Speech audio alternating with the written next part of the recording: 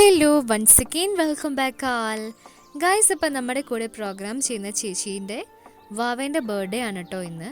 അപ്പം നമ്മളെല്ലാവരെയും കണ്ടപ്പോൾ തന്നെ നിങ്ങൾക്ക് തോന്നുന്നുണ്ടാവും നമ്മളൊരു വശപ്പശക്കായിട്ട് നിൽക്കുകയെന്ന്. റീസൺ വേറെ ഒന്നുമല്ല, നമ്മൾ ഉറങ്ങുമായിരുന്നു കേട്ടോ. അപ്പോൾ ഉറങ്ങിക്കൊണ്ടിരിക്കുന്നതിൻ്റെ ഇടയ്ക്കാണ് ചേച്ചി നമ്മളെ വിളിച്ചെഴുന്നേൽപ്പിച്ചിട്ടുണ്ടായിരുന്നത് വാവേൻ്റെ ബർത്ത്ഡേ കേക്ക് മുറിക്കാൻ വേണ്ടിയിട്ട്.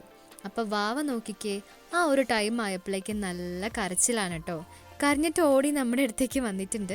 അങ്ങനെ നമ്മുടെ ചേച്ചിയും ചേട്ടനും കൂടെ വാവേനെ സമാധാനിപ്പിച്ച് കേക്കെല്ലാം കട്ട് ചെയ്യാൻ വേണ്ടി ഇതാ ഇവിടെ കൊണ്ടു നിർത്തിയിട്ടുണ്ട്.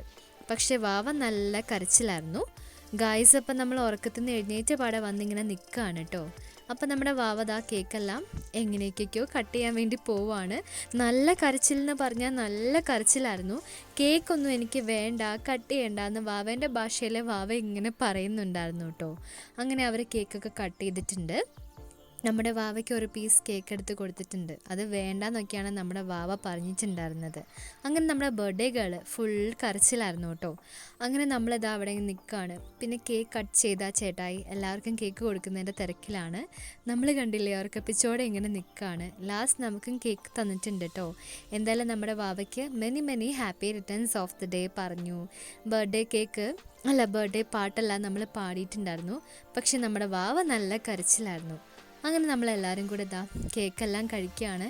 ഇനി ഇത് കഴിച്ചിട്ട് നേരെ ഉറങ്ങാനാണ് കേട്ടോ പ്ലാൻ. കാരണം നമ്മുടെ പ്രോഗ്രാമിൻ്റെ ക്ഷീണം നമുക്ക് നന്നായിട്ടുണ്ടായിരുന്നു. അപ്പം നമ്മളെല്ലാവരും കൂടെ വേഗം പോയി ഉറങ്ങാൻ നോക്കുകയാണ്. അപ്പോൾ എല്ലാവർക്കും ഗുഡ് നൈറ്റ്. നമുക്ക് നെക്സ്റ്റ് വീഡിയോയിലൂടെ വീണ്ടും കാണാം. നമ്മുടെ കേക്ക് ഇത് അവിടെ കഴിഞ്ഞിട്ടുണ്ട്.